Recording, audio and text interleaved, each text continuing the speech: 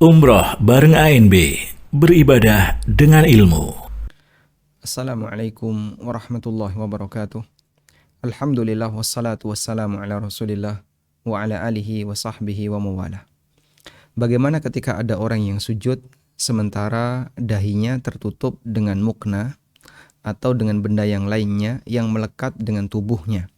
Termasuk diantaranya adalah dengan peci. Terutama bagi para ibu-ibu ketika menggunakan mukna yang terpisah pada waktu mereka sujud kemudian menjulurkan tangannya ke depan, maka muknanya otomatis akan menutupi mukanya. Apakah kemudian sujud semacam ini termasuk sujud yang sah ataukah tidak? Baik, kita akan membahas ini dengan melihat beberapa keterangan yang disampaikan oleh para ulama. Yang pertama, bahwa ulama sepakat yang paling afdol ketika orang itu sujud, telapak tangan dan dahi dalam posisi menyentuh langsung lantai. Telapak tangan, kedua telapak tangan dan dahi dalam posisi langsung menyentuh lantai. Artinya tidak ada penutup apapun. Ulama sepakat ini yang terbaik. An-Nawawi dalam Al-Majmu' Syarhul Muhadzab menyebutkan, Al-ulama'u mujmi'un ala anna al-mukhtar, para ulama sepakat bahwa al-mukhtar yang terbaik adalah mubasyaratu al-jabha lil ardi. Dahi itu bisa menyentuh tanah secara langsung, artinya tidak ada lapisan apapun. Tayyib. Selanjutnya, apakah posisi dahi menyentuh tanah secara langsung, baik laki maupun perempuan ketika sujud, hukumnya wajib ataukah itu sifatnya anjuran? Dalam hal ini ada dua pendapat ulama. Pertama mengatakan bahwa menyentuh dahi secara langsung, menempelkan dahi dan telapak tangan secara langsung di lantai, hukumnya wajib. Sehingga tidak boleh ada lapisan apapun yang menghalangi dahi dengan lantai. Dan ini merupakan pendapat Imam Asy-Syafi'i rahimahullah dan pendapat Imam Ahmad dalam salah satu riwayat dari beliau, dan pendapat Dawud Az-Zahiri. Kemudian pendapat yang kedua, tidak wajib menempelkan dahi dan tangan secara langsung di lantai. Sehingga jika ada pelapis yang menutupi dahi, sholat tetap sah. Misalnya peci yang terlalu maju, ya, sehingga ketika sujud otomatis dahinya ketutupan, atau mukna yang ketika dipakai sholat pada waktu sujud menutupi muka. Menurut pendapat yang kedua, sholatnya tetap sah. Dan pendapat yang kedua ini adalah pendapat jumhur ulama. Ini adalah pendapat jumhur ulama. Sekarang kita akan simak keterangan yang disampaikan oleh para ulama. Pertama adalah keterangan An-Nawawi rahimahullah. Beliau menyebutkan, Far'un fi madzahibil ulama'i fi sujudi ala kummihi wa dhailihi wa yadihi wa qawri imamatihi wa ghairi dzalika mimma huwa muttasilun bihi. Pembahasan tentang pendapat para ulama ketika sujud, orang sujud di atas kum, ya, lengannya yang panjang sampai menutupi telapak tangan. Kemudian dhail adalah bagian kain yang menjulur, yang lebih dari yang melekat dari tubuh. Misalnya kalau dhail untuk imamah, untuk yang sorban yang dipakai oleh lelaki adalah bagian yang menjulur kemudian menutupi mukanya.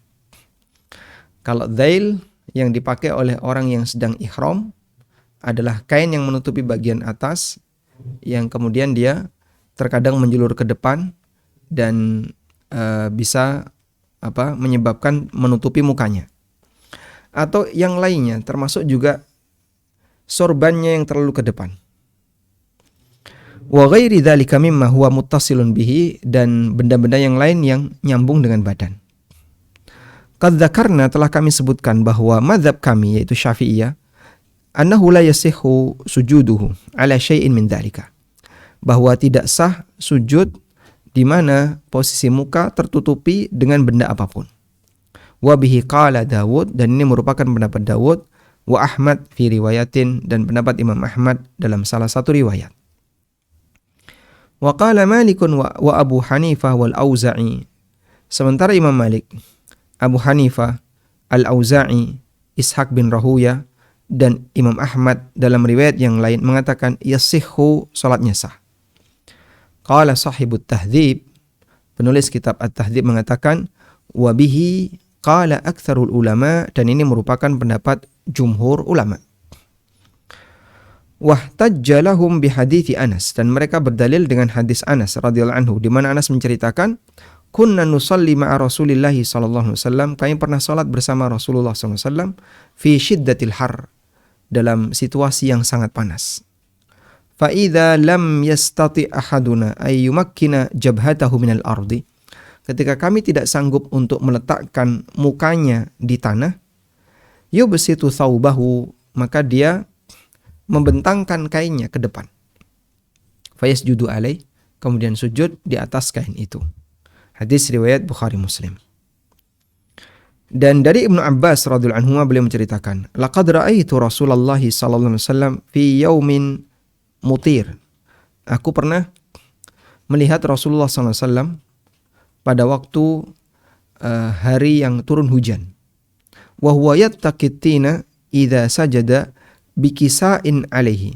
Ketika beliau menghindari tanah yang becek pada waktu beliau sujud, beliau taruh kisa, kain di depan beliau. Ya ja'aluhu duna yaday, beliau jadikan kain itu berada di depan beliau. Riwayat Ibnu Hanbal dalam musnadnya. Wa anil Hasan, dan diriwayatkan dari Al Hasan, beliau menceritakan, karena ashabu Rasulillah sallallahu alaihi wasallam, dulu para sahabat Rasulullah sallallahu alaihi wasallam, yasjuduna wa aydihim fi thiyabihim, mereka bersujud sementara tangannya itu tertutupi dengan kainnya. Wa yasjudur rajulu ala imamatihi, dan orang terkadang sujud di mana dahinya itu menyentuh imamahnya. Jadi pecinya atau surbannya terlalu ke depan sehingga beliau sujud dalam posisi dahinya mengenai surban. Ini beberapa keterangan yang disampaikan oleh An-Nawawi dan dalil yang menjadi landasan jumhur ulama. Kemudian keterangan yang lain bisa kita dapatkan dari keterangan Ibnu Qudamah. Beliau mengatakan, dan Ibnu Qudamah ini mazhabnya Hambali, wala tajibu mubasyaratul musalli bi syai'in min hadhil a'dha. Orang yang salat tidak wajib untuk meletakkan anggota sujudnya secara langsung di tanah atau di lantai. Qala al-Qadi, kata al-Qadi kalau dalam mazhab Hambali adalah al-Qadi Abu Ya'la. Idza sajada ala kauril imamah au kummihi au dhailihi fas-salatu sahihatun riwayatun wahidah. Ketika orang itu sujud sementara tangannya tertutup dengan lengannya yang panjang, kain lengannya yang panjang, atau sujud di atas kaurul imamah, di atas lingkaran surban, atau kain yang menjulur, salatnya sah, riwayatun wahidah, ada satu riwayat dalam hal ini dari Imam Ahmad. Wa hadza madhhabu Malik wa Abi Hanifah, dan ini merupakan pendapat Imam Malik dan Abu Hanifah. Wa mimman rakhasa fis sujudi ala thawbi fil harri wal barad, dan di antara ulama yang memberikan keringanan bolehnya bersujud dengan menggunakan lapisan kain yang dipakai ketika musim panas atau ketika musim dingin adalah Atha, Tawus, Ibrahim An-Nakhai, Asy-Sya'bi, Al-Auza'i, Malik, Imam Malik, Ishaq bin Rahuya, wa ashabur ra'yi, dan para ulama Kufah, ashabur ra'yi. Wa rakhasa fi sujudi ala kauril imamah, dan di antara ulama yang membolehkan untuk sujud di sementara dahinya tertutup dengan peci atau dengan kaurul imamah, dengan kain yang melingkar di sorban. Di antara yang membolehkan itu adalah Al-Hasan, Hasan Al-Basri, Makhul, Abdurrahman bin Yazid, dan yang lainnya.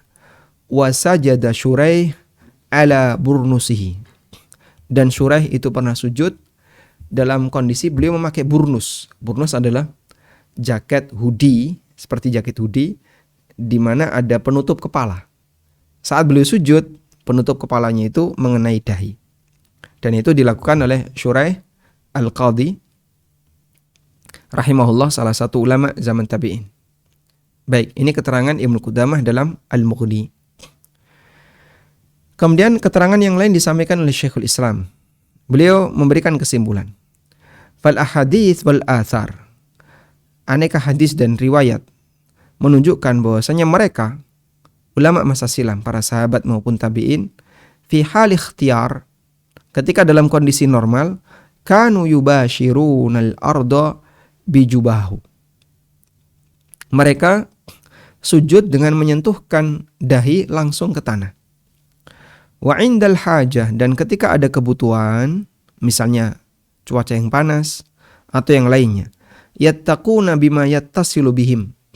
Mereka menggunakan benda yang nyambung dengan badannya untuk dipakai sebagai pelindung ketika sujud. Min tarfi thawbin wa imamatin wa qalan suwah, baik ujung kain atau sorban atau peci. Walihada, lalu beliau memberikan kesimpulan. Kana a'dalul aqwal fi hadhil masalah, kana a'dalul aqwali fi hadhil masalah, bahwa pendapat yang paling tepat dalam masalah ini adalah annahu yurakhasu fi dzalika 'indal hajah. Seseorang diberi keringanan, dibolehkan untuk sujud di atas benda yang atau kain yang menempel pada dirinya, baik jilbab, sorban maupun yang lainnya, indal hajah, ketika ada kebutuhan. Dan makruh sujud di atas sorban atau semacamnya inda adamil hajah, ketika tidak ada kebutuhan. Baik, sehingga kesimpulannya bahwa benda yang menjadi pelapis kita ketika sujud pada waktu sholat bisa kita bagi menjadi 3. Yang pertama adalah benda yang terpisah dengan badan kita. Terpisah dengan badan artinya dia bukan pakaian, seperti karpet atau alas apapun, sajadah dan seterusnya. Yang seperti ini nggak ngefek. Artinya tidak mempengaruhi keabsahan maupun mempengaruhi kemakruhan maupun yang lainnya. Yang kedua, benda yang merupakan anggota sujud yang lain.